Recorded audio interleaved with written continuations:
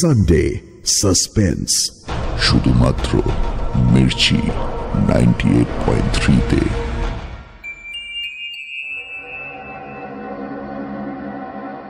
বাংলা সাহিত্যের রোমাঞ্চকর কিছু গল্প দিয়ে সাজানো আমাদের এই বিশেষ নিবেদন সানডে সাসপেন্স। আজ সানডে সাসপেন্সের আসরে বিরাজ করছেন রবীন্দ্রনাথ ঠাকুর। বাংলা সাহিত্য ও বাঙালির পরিচিত সমস্ত ইমোশনে যিনি সমান সাবলীল। তিনি রহস্য, রোমাঞ্চ, অতি প্রাকৃতিকের ক্ষেত্রেও ছাপ রেখেছেন তার বিশেষ কয়েকটি ছোট গল্পের মাধ্যমে। আজ সানডে সাসপেন্সে আমরা নিবেদন করছি কবিগুরুর অন্যতম রোমাঞ্চকর সৃষ্টি ক্ষুদিত পাষাণ। সাধারণত ভূত বা আত্মা যেখানে নায়ক বা নায়িকা, সেখানে গল্প একমুখী হতে পারে, কিন্তু আমাদের কবিগুরুর কলমের জাদু এমনই যে ক্ষুদিত পাষাণে ভয় আর রোমাঞ্চের সঙ্গে মিশেছে প্রেম, বেদনা, এমনকি হালকা মজাও। শোনা যায় গুজরাটের এক প্রাসাদে থাকাকালীন রবীন্দ্রনাথ ঠাকুর ক্ষুদিত পাষাণ লেখার অনুপ্রেরণা পান। তবে কি এই ভৌতিক কাহিনীটি বাস্তব অভিজ্ঞতা থেকেই লেখা, সেটা আমাদের জানা নেই। ক্ষুদিত পাষাণ গল্পগুচ্ছের অন্তর্গত। গল্পটি লেখা হয় 1302 বঙ্গাব্দে, অর্থাৎ ইংরেজির 1895 সালে। শ্রোতাদের সুবিধের জন্য গল্পের ভাষাটি কিছুটা সহজ করে নেওয়া হয়েছে। বেতার রূপ করেছে পুষ্পল। গল্পের প্রধান চরিত্রে রয়েছেন লেখক ও গল্পকার। গল্প পাঠে মীর ও দীপ। গল্পের সূত্রধার আমি দীপ। শুরু হচ্ছে ক্ষুদিত পাষাণ।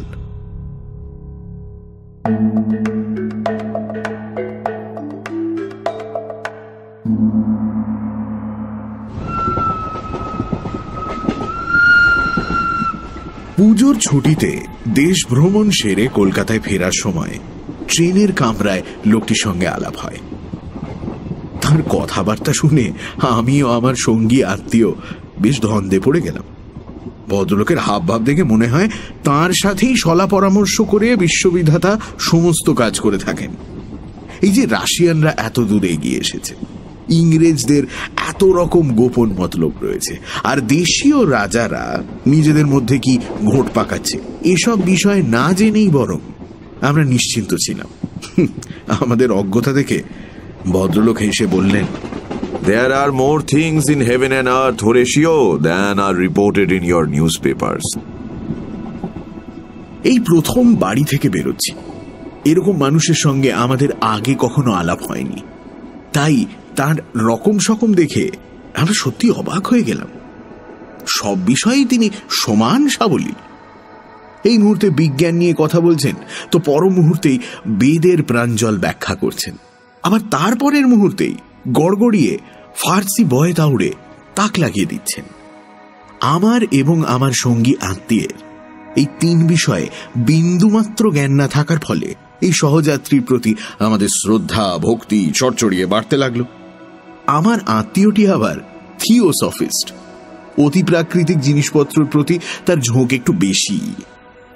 তার ক্রমশ ধারণা হলো আমাদের এই সহযাত্রী ঐশ্বরিক ক্ষমতার অধিকারী। কোনো এক অপূর্ব ম্যাগনেটিজম বা দৈব শক্তি অথবা সূক্ষ্ম শরীর অথবা ওরকমই কিছু একটা ক্ষমতা উনি রপ্ত করেছেন। তাই তিনি তন্ময় হয়ে তার কথা শুনে যাচ্ছিলেন এবং যথাসম্ভব গোপনে নোট করে নিচ্ছিলেন। আমাদের অসামান্য সহযাত্রী বোধ হয় তা বুঝতে পেরে খুশি হলেন। ট্রেন জাংশন স্টেশনে এসে পৌঁছল। এখান থেকেই পরের ট্রেন ধরতে হবে। শুনলাম রাস্তায় কি একটা গোলমাল হওয়ায় পরের ট্রেন আসতে দেরি আছে। অগত্যা ওয়েটিং রুমে আশ্রয় নিতে হলো। আমি টেবিলের ওপর বিছানা পেতে ঘুমোবার তাল করছি, এমন সময় সেই সহযাত্রী ভদ্রলোকটি বললেন, একটা গল্প শুনবেন? জমাটি গল্প, শুনলে অবাক হবেন। তার বাগ্মিতার পরিচয় আগেই পেয়েছিলাম, তাই আর না করলাম না। অতঃপর তিনি গল্প শুরু করলেন। আমার আর সেই রাতে ঘুম এলো না। রাজ্য চালনা নিয়ে দু একটা বিষয় মতান্তর হওয়ায় আমি জুনাগড়ের কাজে ইস্তফা দিয়ে হায়দ্রাবাদের নিজাম সরকারের অধীনে চাকরি নিলাম। আমার তখন অল্প বয়স, মজবুত স্বাস্থ্য, তাই দেখে আমায় বরিচ নামের একটি জায়গায় তুলোর মাসুল আদায়ের কাজে নিয়োগ করা হলো। আর জায়গাটি এক কথায় অনবদ্য। নির্জন পাহাড়ের নিচে বড় বড় গাছের জঙ্গলের মাঝে নুড়ি পাথরের উপর দিয়ে এঁকে বেঁকে গিয়েছে সুস্তা নদী। তার গতিবিধি এক দক্ষ নর্তকীর মতোই। প্রকৃতির বেঁধে দেয়া তালে সে পাথরের খাঁজ আর পথের বাঁকের মধ্যে দিয়ে এগিয়ে চলেছে। নদীর ধারে পাহাড়ের পাদদেশে ছিল এক শান বাঁধানো ঘাট, আর তার ওপরেই শ্বেত পাথরের প্রাসাদ। বরিচের হাট এবং গ্রাম সেখান থেকে দূরে। জায়গাটার শোভা বাড়ানোর দায়িত্ব যেন একা এই প্রাসাদের। আশেপাশে আর কেউ নেই, সে একাই মাথা তুলে দাঁড়িয়ে রয়েছে। প্রায় 250 বছর আগে এক পরাক্রমী সম্রাট ভোগ বিলাসের জন্য এই নির্জন জায়গায় প্রাসাদটি তৈরি করেন। প্রাসাদের ধাঁচ দেখেই আঁচ করা যায় তার বিলাসবহুল অতীত। আজ থেকে 200-250 বছর আগে হয়তো প্রাসাদের স্নানশালা দিয়ে ঝরে পড়ত গোলাপ গন্ধি জল, আর তাতে পা ডুবিয়ে বসে সে তার হাতে গান গাইতেন প্রাসাদের রমণীরা। আজ সেই ফোয়ারা অচল। প্রাসাদের অলিন্দে খেলা করে না গানের কলি। মার্বেল ফলকে পড়ে না কোনো নরম সাদা পায়ের ছাপ। এখন এটি আমার মতো সঙ্গীহীন মাসুল কালেক্টরের বিশাল এবং নির্জন বাসস্থান। নির্বাসন স্থান বললেও ভুল হয় না। আপিসের বৃদ্ধ কেরানি করিম খান সাবধান করে দিলেন, দিনের বেলায় যত খুশি থাকুন, কিন্তু খবরদার ওই বাড়িতে কখনো রাত্রিবাস করার কথা ভাববেন না। আমি তার কথা হেসে উড়িয়ে দিলাম। চাকর বাকররাও বলল সন্ধে অবধি তারা বাড়ির কাজকর্ম করবে, কিন্তু কোনো অবস্থাতেই রাতে থাকবে না। আমি আবারও হেসে বললাম, তথাস্তু। এই বাড়ির বদনাম এমনই যে রাত্রিবেলায় চোরের দলও এর আশেপাশে ঘেঁষত না। প্রথম প্রথম এর দমচাপা নির্জনতা করি ব্যাপারটা শুরু হয়েছিল। তবে প্রাসাদের ইট কাঠ পাথর একদিন আমায় এই বাঁধনের অস্তিত্ব আনুষ্ঠানিকভাবে অনুভব করালো। আর সেই দিনটার কথা আমার আজও মনে আছে। তখন গ্রীষ্মকাল, বাজার নরম, আমার হাতে বিশেষ কোনো কাজ ছিল না। সূর্যাস্তের কিছু আগে আমি ঘাটের নিচের দিকের একটা ধাপে আরাম কেদারা নিয়ে বসে আছি। গ্রীষ্মের দাবদাহে সুস্তা নদী সরু হয়ে এসেছে। ওপারে বালির চরের অনেকটাই পড়ন্ত আলোয় রঙিন হয়ে রয়েছে, আর এপারে স্বচ্ছ অগভীর জলের তলায় ঝিকমিক করছে নুড়িগুলো। বাতাস বইছে না। কাছের পাহাড়ের বন তুলসী, পুদিনা ও মৌরির জঙ্গল থেকে একটা অনির্বচনীয় সুগন্ধ চারপাশটা ভারাক্রান্ত করে রেখেছে। সূর্য পাহাড়ের আড়ালে বিদায় নিল, আর তৎক্ষণাৎ সারা দিনের নাটকের ওপর কেউ যেন পর্দা টেনে দিল। এখানে উঁচু উঁচু পাহাড়ের জন্য সূর্যাস্তের পর আলো আঁধারির খেলা বেশিক্ষণ স্থায়ী হয় না। ঘোড়ায় চড়ে এক পাক ঘুরে আসবো স্থির করে উঠবো করছি, এমন সময় সিঁড়িতে শুনলাম পায়ের শব্দ। সঙ্গে সঙ্গে পিছনে ফিরলাম। দেখলাম কেউ নেই। মনের ভুল ভেবে বসতে যাচ্ছি, এমন সময় আবার শুনলাম পায়ের শব্দ। এবার একটা নয়, অনেকগুলো। অনেকে যেন ছুটোছুটি করে নেমে আসছে। মনে একটা ভয়ের ভাব জন্ম নিল। আর তারপর সেই অনুভূতির সঙ্গে যুক্ত হলো একটা অচেনা রোমাঞ্চ। আমার চোখের সামনে কেউ ছিল না।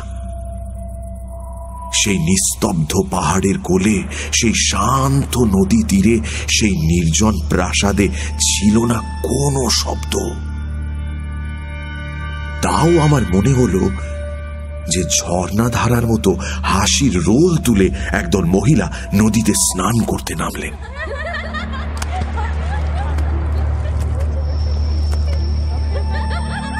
আর আমার ঠিক পাশ দিয়েই গেলেন তারা, অথচ আমায় লক্ষ্য করলেন না। সেই মহিলারা যেমন আমার চোখে অদৃশ্য ছিলেন, আমিও তাদের কাছে সেরকমই অদৃশ্য রইলাম।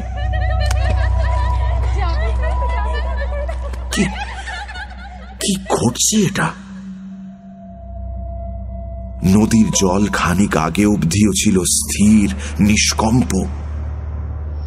এবার বোধ হলো সুস্তার শান্ত জলে আলোড়নের সৃষ্টি হয়েছে। কেউ বা কারা যেন দাপাদাপি করছে, আর তার ফলে বিক্ষুব্ধ হয়ে উঠছে জলের স্রোত। সখীরা হেসে হেসে পরস্পরের গায়ে জল ছুঁড়ে মারছে। তাদের পায়ের দামাল আঘাতে মুক্তোর মতো ছড়িয়ে ছিটিয়ে পড়ছে জল। আমার মনে হলো, কি হচ্ছে এটা? আমার বুকে কাঁপুনি ধরল। সেটা ভয়ের না কৌতূহলের ঠিক বলতে পারবো না। বড় ইচ্ছে হলো ভালো করে দেখি, কিন্তু সামনে দেখার মতো কিছুই ছিল না। একবার ভাবলাম কান পাতলেই শুনতে পাবো তাদের কণ্ঠস্বর, কিন্তু জঙ্গলের ঝিঝির রব ছাড়া আর কিছুই শুনতে পেলাম না। মনে হলো আমার সামনে 250 বছরের পুরনো কালো পর্দা ঝুলছে। ভয় মেশানো ইচ্ছে হলো তার একদিক তুলে দেখি কি হচ্ছে ভেতরে। হয়তো সেখানে বসেছে সভা, কিন্তু 250 বছরের নিকষ কালো অন্ধকারে কি কিছুই দেখা যায়? হঠাৎ হু হু করে হাওয়া দিয়ে ওঠায় গুমোট ভাবটা কেটে গেল। দেখলাম নদীর স্থির জল যেন কোনো এক অপ্সরীর ঘন কালো চুলের মতো কুঁচকে গিয়েছে। সন্ধ্যের অন্ধকারে আচ্ছন্ন জঙ্গল যেন সরসর শব্দ করে দুঃস্বপ্ন থেকে জেগে উঠল। যাই হোক, অতীতের কোল থেকে উঠে আসা যে 250 বছর বয়সী মরীচিকা আমার চোখের সামনে জেগে উঠেছিল, তা হঠাৎই মিলিয়ে গেল। যারা দেহহীন দ্রুত পায়ে শব্দহীন হাসি হাসতে হাসতে আমার পাশ দিয়ে গিয়ে সুস্তার জলে ঝাঁপ দিয়ে পড়েছিল, তারা ভিজে আঁচলের জল নিংড়ে আমারই পাশ দিয়ে আর উঠে গেল না। বাতাসে যেমন আচমকা গন্ধ উড়িয়ে নিয়ে যায়, বসন্তের এক নিঃশ্বাসে তারা তেমন করে উড়ে চলে গেল। উড়ে চলে গেল তারা। এবার আরেকটা আশঙ্কা মাথা চাড়া দিল। এই নির্জনতার সুযোগ নিয়ে আমার ঘাড়ে কি কবিতার দেবী ভর করলেন? আমি খেটে খাওয়া মানুষ, তুলোর মাসুল আদায় করে পেট চালাই। কবিতার দেবী ঘাড়ে চাপলেই সর্বনাশ। ভাবলাম ভরপেট খেলে এর প্রতিকার উপশম দুই হবে। খালি পেটেই নানা রকম রোগ এসে চেপে ধরে। খানসা আমাকে ডেকে ওই তেল ঘি মশলায় ভরপুর মোগলাই খাবার তৈরি করার হুকুম দিলাম।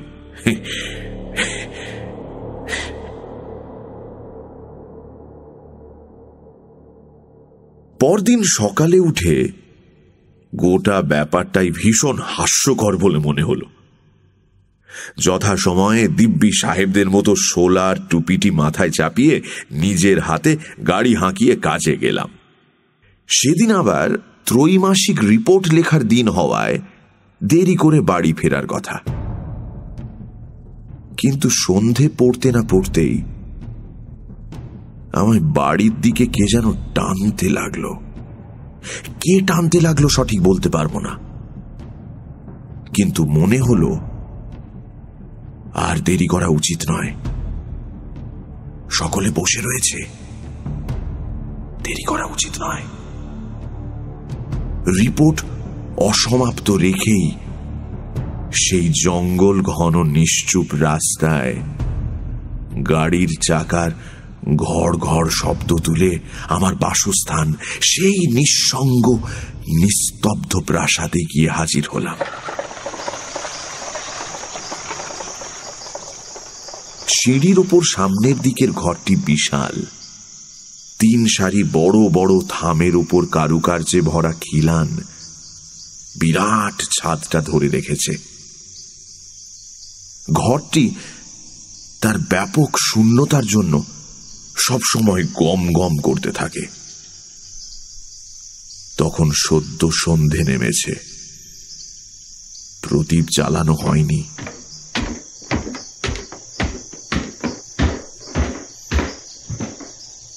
দরজা ঠেলে ঘরে ঢুকলাম,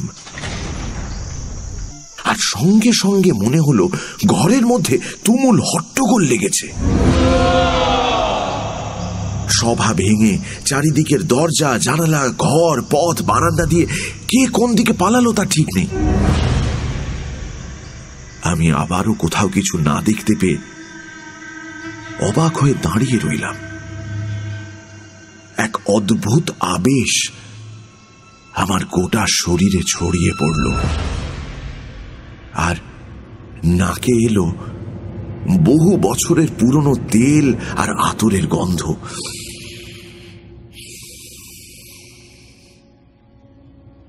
আমি সেই অন্ধকার ফাঁকা ঘরের থামের মাঝখানে দাঁড়িয়ে শুনতে পেলাম ঝরঝর করে ফোয়ারার জল সাদা পাথরের ওপর এসে পড়ছে। সেতারে বাজছে দুরূহ এক সুর। কোথাও গয়নার সেই চির স্বর্ণালী মৃদু আওয়াজ, নুপুরের রুনুঝুনু, আবার কোথা থেকে ভেসে আসছে তামার ঘণ্টায় প্রহর বাজার শব্দ। অতি দূরে নহবতের আলাপ, বাতাসে দোল খাওয়া ঝাড় লণ্ঠনের ঠুনঠুন, বারান্দায় ঝোলা খাঁচায় বন্দি বুলবুলের গান, আর বাগান থেকে উড়ে আসা সারসের ডাক। আমার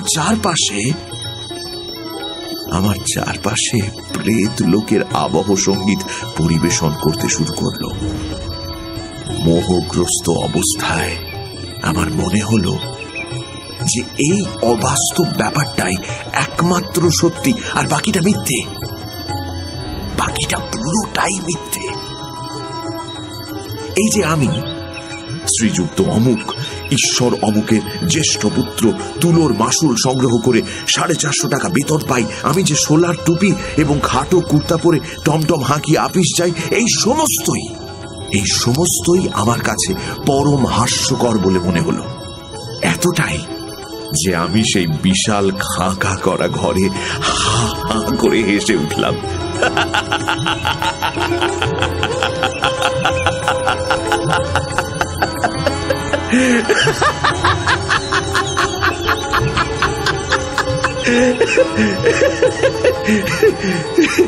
আর তখনই আমার ভৃত্য কেরোসিন ল্যাম্প হাতে ঘরে প্রবেশ করল। হুজুর, সে আমায় পাগল ভাবলো কিনা জানি না, কিন্তু আমার মনে পড়ে গেল যে আমি ঈশ্বর অমুক চন্দ্রের জ্যেষ্ঠ পুত্র শ্রীযুক্ত অমুক চন্দ্র বটে। আমার একটা পার্থিব পরিচিতি আছে, এখানে পরিবারের প্রতিনিধি আমি, তাই জনসমক্ষে হুট করে পাগল প্রতিপন্ন হওয়াটা উচিত হবে না। না, এই মায়াময় কাণ্ড, এই অনন্ত সুর তালের খেলা,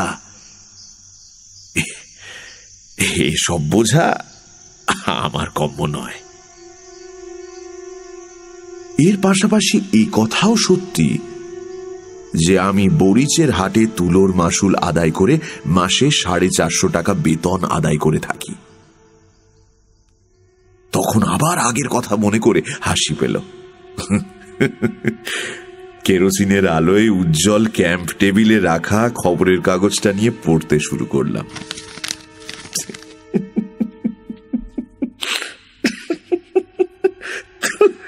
তখনও আমার হাসির দমক থামেনি।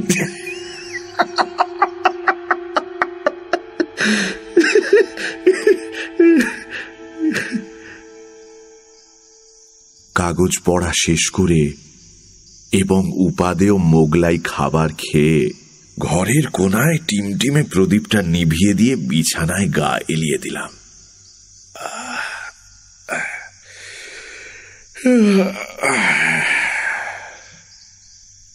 আমার সামনের খোলা জানালা দিয়ে দূরে দেখা যাচ্ছে অরালি পর্বত, তার চারপাশে ঘন জঙ্গলের আচ্ছাদন।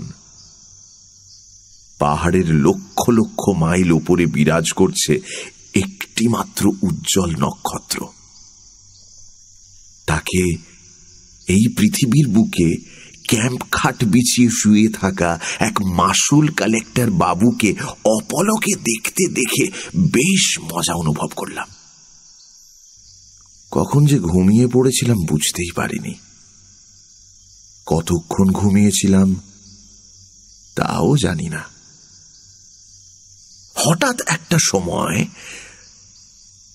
ঘুম থেকে শিউরে জেগে উঠলাম। ঘরে যে কোনো শব্দ হয়েছিল তা নয়, কেউ ঘরে প্রবেশ করে থাকলেও তাকে দেখতে পাইনি। ততক্ষণে অন্ধকার পর্বতের উপর থেকে সেই একটি মাত্র নক্ষত্রটি অস্ত গিয়েছে। কৃষ্ণপক্ষের ক্ষীণ চাঁদের আলো ঘরে প্রবেশ করছে। অনধিকার প্রবেশ করে সে যেন রীতিমতো লজ্জিত।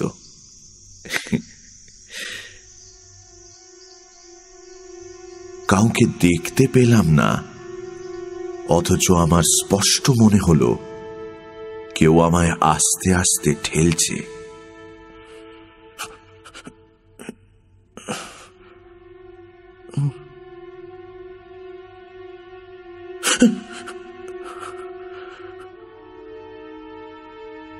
আমি জেগে উঠতেই সে কোনো কথা না বলে নিজের আংটি পরিহিত 5টি আঙুল আমার সামনে খেলিয়ে অতি সাবধানে তাকে অনুসরণ করার নির্দেশ দিল। আমি মন্ত্রমুগ্ধের মতো অত্যন্ত চুপি চুপি উঠলাম। আমি ব্যতীত অগুন্তি জানালা দরজা ফাঁক ফোকর ঘর বিশিষ্ট প্রকাণ্ড এক প্রাসাদে আর কোনো জনপ্রাণী না থাকলেও আমার কিন্তু প্রতি পদক্ষেপে ভয় করতে লাগলো, প্রচন্ড ভয়। পাছে কেউ জেগে ওঠে। প্রাসাদের অধিকাংশ ঘর বন্ধ থাকত। আমি সেখানে কোনোদিনও যাইনি। সে রাতে চুপি সারে প্রায় নিঃশ্বাস বন্ধ রেখে অদৃশ্য আহ্বানকারিণীকে অনুসরণ করে আমি যে কোথায় যাচ্ছিলাম আজও তা নিশ্চিত বলতে পারি না। কত সরু অন্ধকার রাস্তা, কত লম্বা বারান্দা, কত গম্ভীর নিস্তব্ধ সুবিশাল সভাঘর, কত গোপন পরিসর পেরিয়ে যেতে লাগলাম তার কোনো ঠিক নেই। অবয়বহীন দুটিটিকে অর্থাৎ সেই নারী মূর্তিকে দেখতে পাইনি ঠিকই, কিন্তু তার চেহারা আমার মানুষ চক্ষে ভেসে উঠল। আরব রমণী, ঝোলা আস্তিনের ভেতর দিয়ে তার শ্বেত পাথরের মতো টকটকে ফর্সা নিটোল হাত দেখতে পাচ্ছি। টুপির প্রান্ত থেকে মুখের ওপর পর্যন্ত রয়েছে একটি সূক্ষ্ম আবরণ, কোমরে বাঁকা ছুরি বাঁধা। মনে হল আরব্য উপন্যাসের সহস্র রজনীর একটি আজ উপন্যাসের দেশ থেকে উড়ে এসেছে।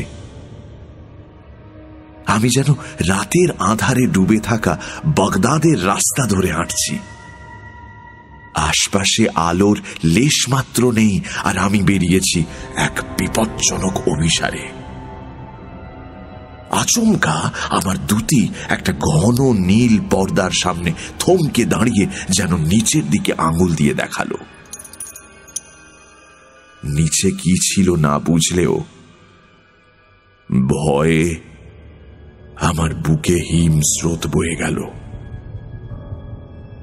আমি অনুভব করলাম সেই পর্দার সামনে মাটির উপর জরির কাজ করা রেশমের আলখাল্লা পরে বসে রয়েছে এক কৃষ্ণাঙ্গ ব্যক্তি। তার কোলের উপর খোলা তলোয়ার, দুপা মাটিতে ছড়িয়ে সে ঢুলছে। আমার রহস্যময়ী দুটি সহজেই তার দুপা ডিঙিয়ে পর্দার একটা প্রান্ত তুলে ধরল। ভিতরে একটি ঘরের সামান্য অংশ চোখে পড়ল। তক্তপোষের ওপর কেউ একজন বসে আছেন। কে দেখা গেল না, শুধু দেখলাম জাফরান রঙের ফুলে ফেঁপে থাকা পাজামা পরা একজোড়া পায়ের নিচের অংশটুকু, জরির পাকানো নাগরাই পরা সুন্দর দুটি পা গোলাপি মখমলের আসনের উপর অলসভাবে বিরাজ করছে। মেঝের এক পাশে নীলাভ স্ফটিকের পাত্রে কতগুলো আপেল, নাশপাতি, নারঙ্গি ও প্রচুর আঙুরের গুচ্ছ। তার পাশে দুটো ছোট পেয়ালা এবং একটি স্বর্ণাভ মদিরার কাচপাত্র অতিথির জন্য অপেক্ষা করছে। ঘরের ভেতর কোথাও একটা ধূপ জ্বলছিল মনে হয়। তার অপূর্ব সুগন্ধি ধোঁয়া চারপাশে মাদকতার সঞ্চার করেছে। আমার ঘোর লেগে গেল।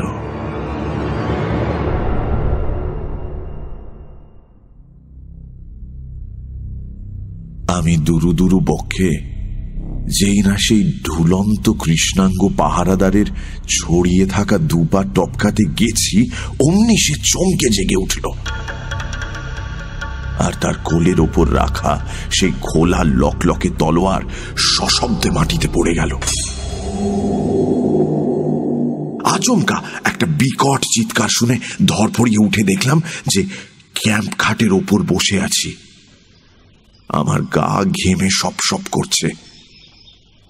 ভোরের আলোয় কৃষ্ণপক্ষের অর্ধেক চাঁদটাকে ফ্যাকাশে দেখাচ্ছে। রাত জাগার ক্লান্তিতে তার শরীর ভেঙে আসার জোগাড়। শুনতে পেলাম বদ্ধ পাগল মেহের আলী রোজকার মতো ভোরের জনশূন্য রাস্তায় চিৎকার করে হেঁটে চলেছে।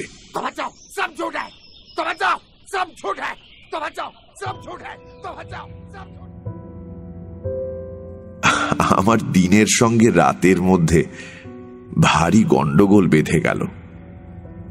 রোজ সকালে ক্লান্ত দেহে কাজে যেতাম এবং মায়াবিনী রাতকে মনে মনে অবিরাম সাপসাপান্ত করতাম। আবার সন্ধ্যের পরই রোজকার কর্মবদ্ধ জীবন ও তার চারপাশটা নিতান্ত তুচ্ছ বলে মনে হতো।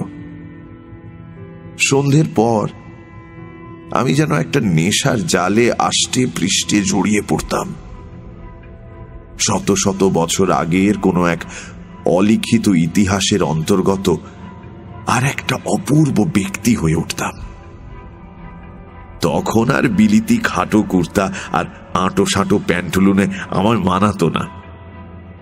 তখন আমি মাথায় তুলে নিতাম টক টকটকে লাল মখমলের ফেজ, ঢিলে পাজামা, ফুলকাটা অঙ্গাবরণ আর রেশমের লম্বা ঢিলে চোগা পরে রঙিন রুমালে আতর মাখিয়ে বহু যত্নে সাজসজ্জা করতাম। সিগারেট ফেলে দিয়ে গোলাপ জল পূর্ণ বিশাল খাঁচ কাটা আলবোলা নিয়ে উঁচু গদিয়াটা বড় কেদারায় বসতাম। রাতের কোনো এক অপূর্ব অনুষ্ঠানের জন্য প্রস্তুত হতে হতে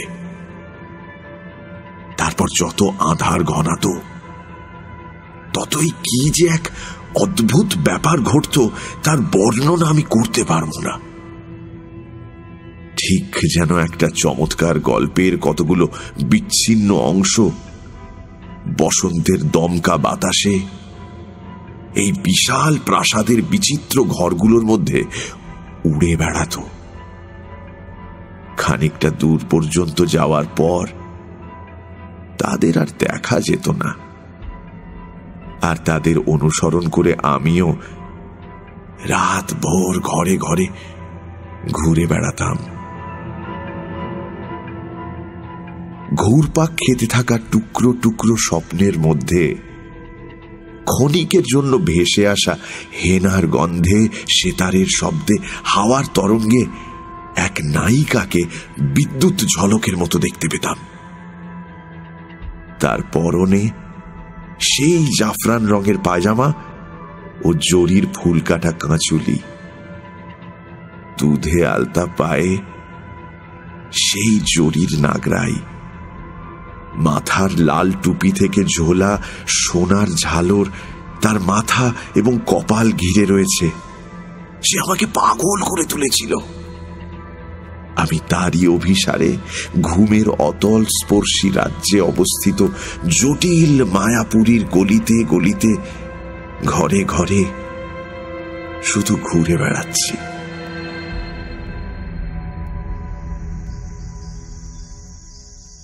একদিন সন্ধে বড় আয়নার দুদিকে দুটি বাতি জ্বালিয়ে যত্ন সহকারে বাদশাহের মতো সাজসজ্জা করছি, হঠাৎ দেখতে পেলাম আয়নায় আমার ছায়ার পাশেই ক্ষণিকের জন্য সেই তরুণীর ছায়া। সে নাটকীয়ভাবে নিজের ঘাড় বেঁকালো, ঘন কালো চোখে ফুটিয়ে তুলল বেদনার ইঙ্গিত। তার সুন্দর ঠোঁট দুটি ঈষৎ নড়ে উঠল। একটা অজানা ভাষা ফুটে উঠেও অব্যক্ত রইল। নিমেষের মধ্যে তরুণীর ছায়াটি উপর দিকে উঠে গেল নাচের ছন্দে। তারপরই বেদনা, বাসনা, বিভ্রম আর হাসির একটা অভূতপূর্ব মিশ্রণ চারপাশে ছড়িয়ে মিলিয়ে গেল। সে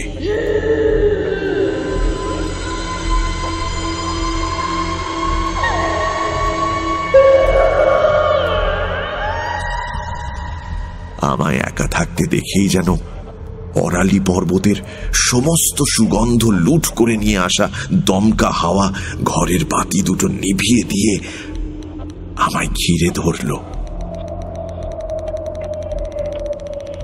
আমি সাজসজ্জা বাদ দিয়ে ঘরের মধ্যে মেঝের উপরেই চোখ বুজে শুয়ে পড়লাম। আমার গোটা দেহে তখন রোমাঞ্চ। সেই সুরভিত হাওয়ায় আমি টের পেতাম কেউ আমায় আদর করছে, আমার অস্তিত্বে এঁকে দিচ্ছে ভালোবাসার চুম্বন। কপালে অনুভব করতাম নরম হাতের স্পর্শ। এই যেন কারো সুগন্ধি রেশমের কোমল ওড়না উড়ে এসে আমায় ছুঁয়ে গেল।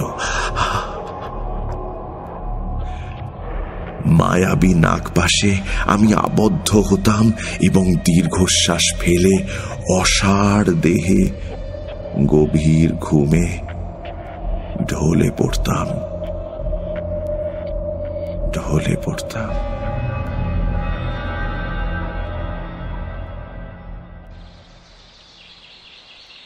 একদিন দুপুরে ঠিক করলাম ঘোড়ার পিঠে চড়ে বেরোব, কিন্তু কে যেন আমায় বারবার নিষেধ করতে লাগলো।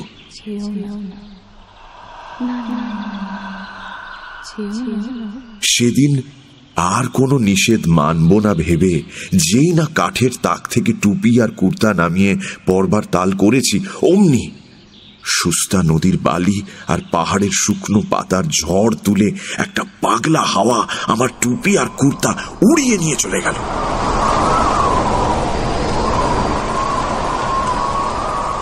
হাওয়ার দমকের সঙ্গী ছিল একটা ভীষণ মিষ্টি হাসি। হাওয়ায় আমার জিনিস উড়তে দেখে সেই হাসি যেন আরো পেয়ে বসল।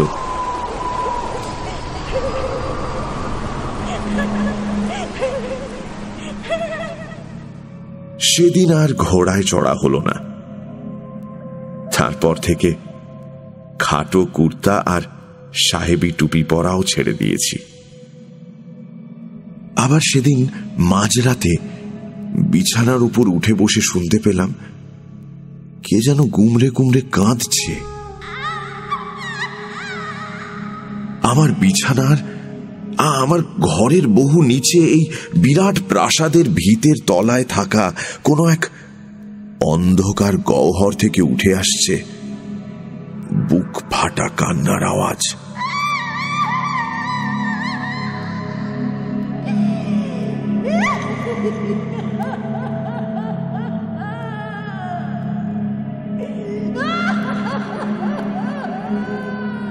অন্ধকারও অশ্রু সজল হতে পারে।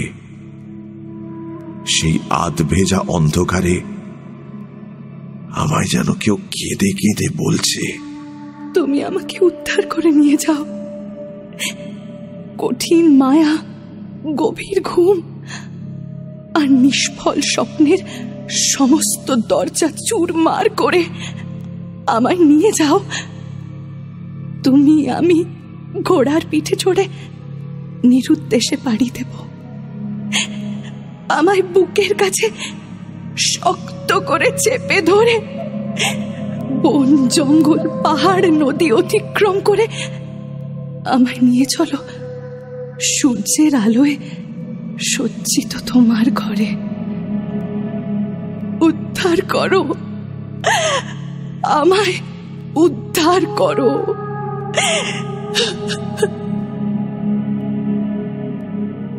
আমি কে? আমি কেমন করেই বা উদ্ধার করব?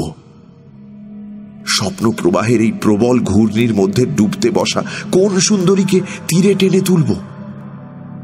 তুমি কে? কবে ছিলে? কোথায় ছিলে? তুমি কোন মরুদ্যানে খেজুর গাছের ঠান্ডা ছায়ায় কোন গৃহহীন মরুবাসীর কোলে জন্ম নিয়েছিলে? যেভাবে বনলতা থেকে নির্মম ভাবে ছিঁড়ে নেওয়া হয় ফুলের পাপড়ি, ঠিক সেভাবেই তোমায় মায়ের কোল থেকে আলাদা করে দিয়েছিল কি কোনো নির্দয় দস্যু? ঘোড়ার পিঠে চড়িয়ে বিদ্যুৎ বেগে বালির জ্বলন্ত রাশি পার করে তোমায় কোন রাজপুরীর দাসীহাটে বিক্রির জন্য নিয়ে যাওয়া হয়েছিল? সেখানে কোন বাদশাহের ভৃত্য তোমার নববিকশিত যৌবন নিরীক্ষণ করে স্বর্ণ মুদ্রায় তোমার দাম মিটিয়ে সোনার পালকিতে সমুদ্র পার করে প্রভুর অন্তঃপুরে তোমায় উপহার দিয়েছিল? কে? কবে? কোথায়?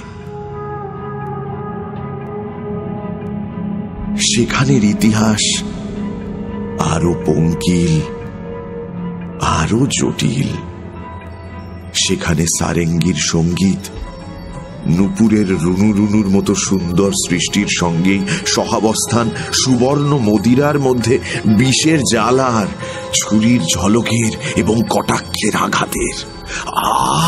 কি অসীম ঐশ্বর্য, কি অনন্ত কারাগার!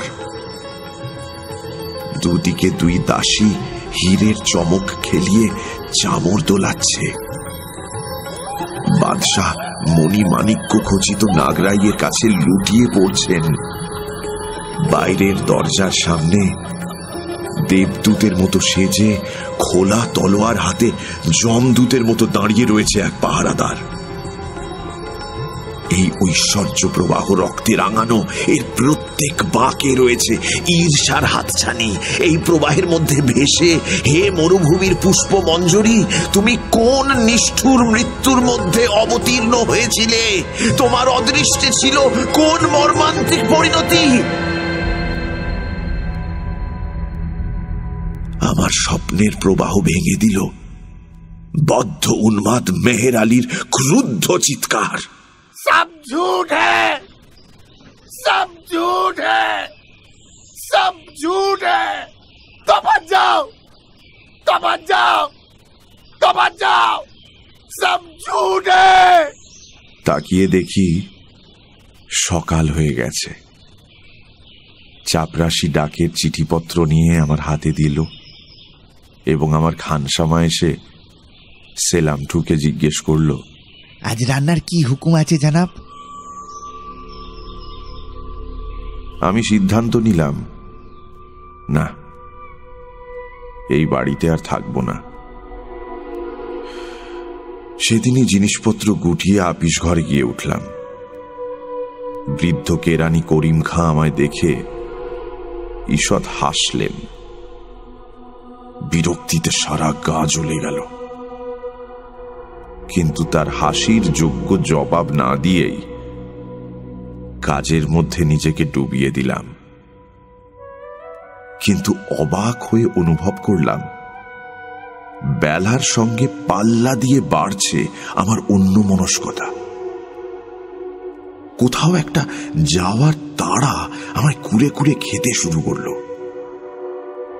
তুলোর হিসেব আমার কাছে অপ্রয়োজনীয় হয়ে পড়ল। নিজামের নিজামাতেরও তেমন কোনো মূল্য আর রইল না। আমার বর্তমান তখন নিতান্তই অর্থহীন। কোথাও একটা যাওয়ার তাড়াটাও তখন অসহনীয় হয়ে উঠেছে। আমি হিসেবের খাতা অবজ্ঞা ভরে বন্ধ করে কলম ছুঁড়ে ফেলে দিলাম। তারপর সেই প্রাসাদের উদ্দেশ্যে টমটম হাঁকালাম সবেগে। দেখলাম টমটম প্রায় নিজে নিজেই দিন ও রাতের সন্ধিক্ষণে আমায় সেই প্রাসাদের দরজার সামনে পৌঁছে দিল।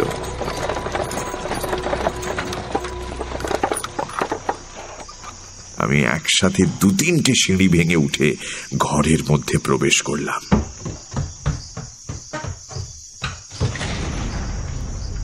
আজ চারপাশ নিস্তব্ধ। অন্ধকার ঘরদোর যেন রাগ করে মুখ ভার করে রয়েছে। অনুতপ্ত বোধ করলাম, কিন্তু কাকে জানাবো? কার কাছেই বা ক্ষমা চাইব? খাঁ খাঁ করা হৃদয় নিয়ে শূন্য অন্ধকার ঘরগুলোয় ঘুরে বেড়াতে লাগলাম।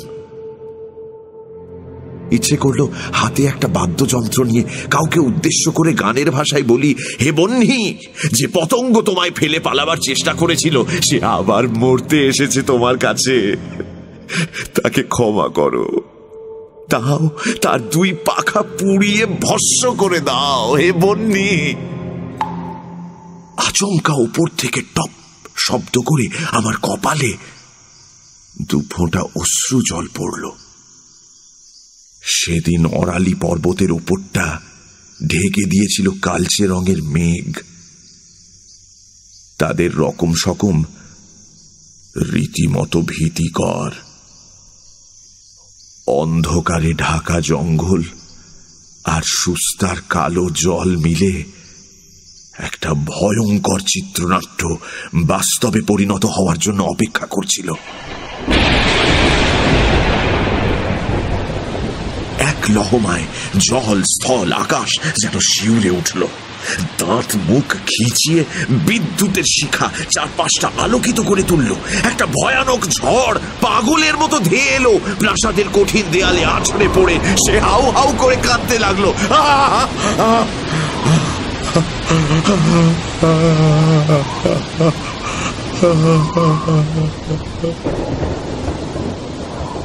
আজ চাকর বাকররা আপিস ঘরে ছিল। তাই এখানে আলো জ্বালানোর জন্য কেউই ছিল না। তার উপর রাতটা ছিল অমাবস্যার। সেই নিকষ কালো অন্ধকারেও স্পষ্ট অনুভব করলাম ঘরে রয়েছেন এক মহিলা। একজন মহিলা পালঙ্কের নিচে গালচের ওপর উপুড় হয়ে পড়ে দুহাত দিয়ে নিজের চুল ছিঁড়ে ছিঁড়ে কুটি কুটি করছে। তার ফর্সা কপাল ফেটে রক্ত ঝরছে। কখনো তার গলা দিয়ে উঠে আসছে শুকনো হা হা অট্ট হাসি, আবার কখনো কান্নার ফোঁপানি।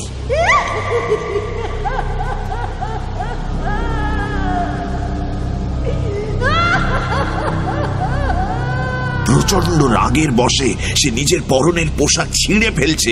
দু হাতে মুঠো পাকিয়ে আঘাত, সজোরে আঘাত করছে নিজের বুকে।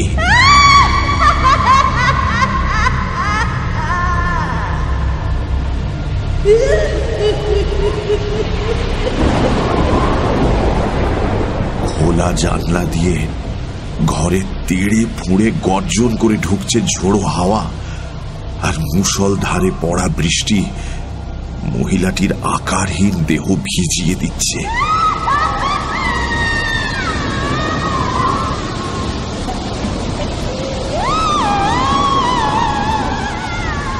ঝড় সারা রাত চলল, আর তার সাথে সেই মহিলার কান্নাও। আমি এক বুক দুঃখ নিয়ে অন্ধকার ঘরে ঘুরে বেড়াতে লাগলাম। কোথাও কেউ নেই, কোথাও কেউ নেই। কাকে সান্ত্বনা দেব? এই প্রচন্ড অভিমান কার? এই অশান্ত আক্ষেপ কোথা থেকে মাথা তুলছে? এরকম একটা বিভ্রান্তিকর সময়ে পাগল আবার চিৎকার করে উঠল, सब झूठ है, सब झूठ है, सब झूठ है। तो बचाओ, तो बचाओ, तो बचाओ, सब झूठ है। ভোর হয়েছে। এই ঘোর দুর্যোগের দিনেও মেহের আলীর ছুটি নেই।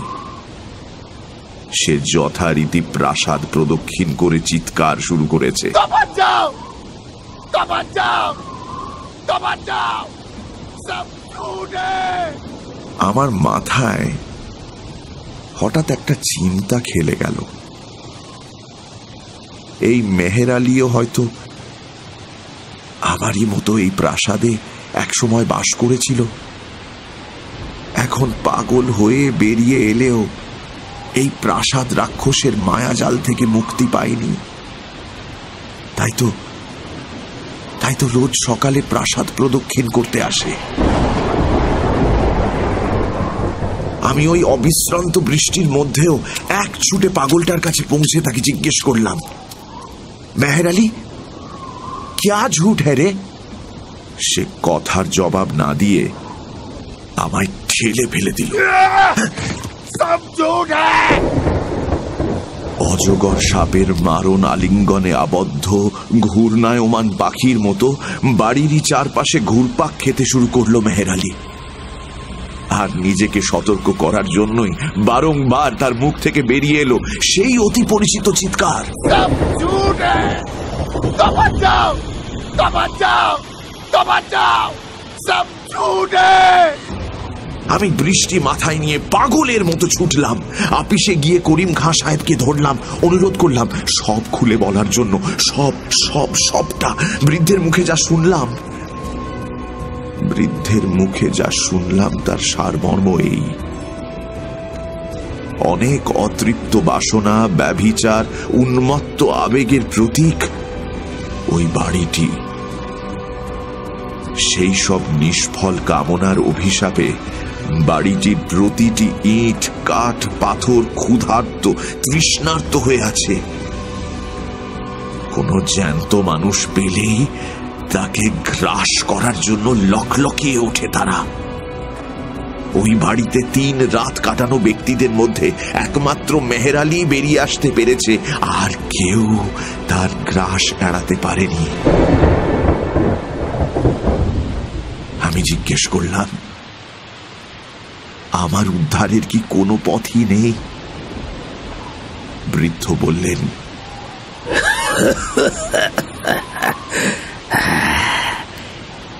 একটি মাত্র উপায় আছে, কিন্তু কিন্তু তা বেজায় শক্ত। সেইটাই তোমায় বলছি। তবে তার আগে ওই গুলবাগের একটি কৃতদাসীর পুরনো ইতিহাস বলা আবশ্যক। তেমন আশ্চর্য ও হৃদয় বিদারক ঘটনা দুনিয়ায় আর দুটো আছে কিনা সন্দেহ।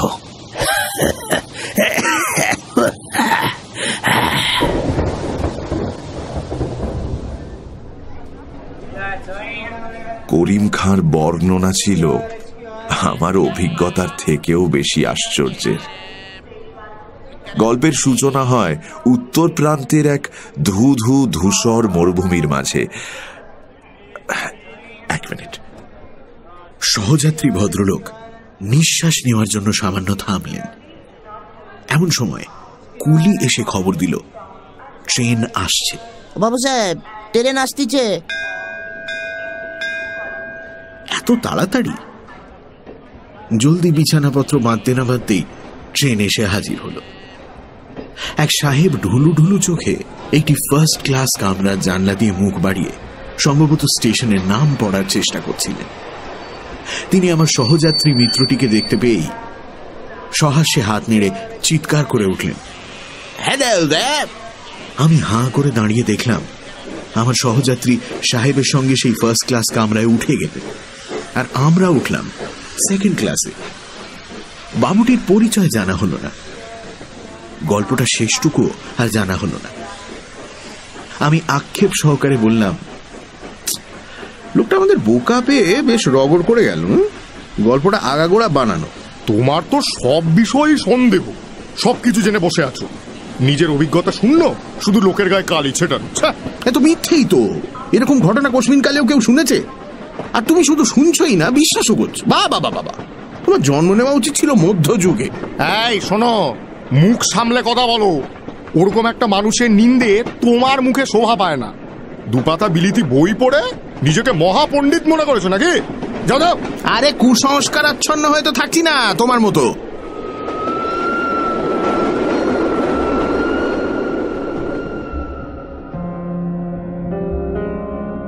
শ্রোতাদের জ্ঞাতার্থে বলে রাখি, ক্ষুদিত পাষাণের সেই আশ্চর্য গল্পের বাস্তবিকতা নিয়ে আমার ও আমার থিওসফিস্ট আত্মীয়র মধ্যে লাগা জোর তর্ক শেষমেশ ঝগড়ায় গড়ায়, এবং সেই ঝগড়া আমাদের মধ্যে সু কু সব রকম সম্পর্কের দাড়ি টেনে দেয়।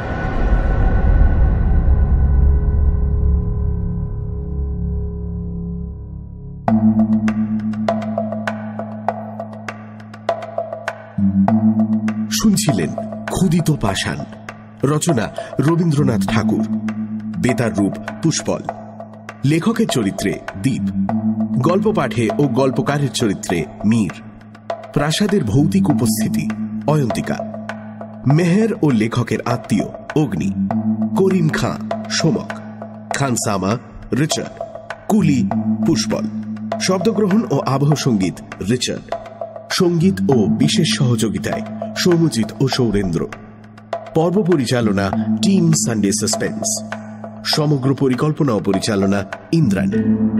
শেষ হল রবীন্দ্রনাথ ঠাকুরের লেখা ক্ষুদিত পাষাণ। আগামী সপ্তাহে আরও একটি রোমাঞ্চকর গল্প নিয়ে হাজির হবে সানডে সাসপেন্স।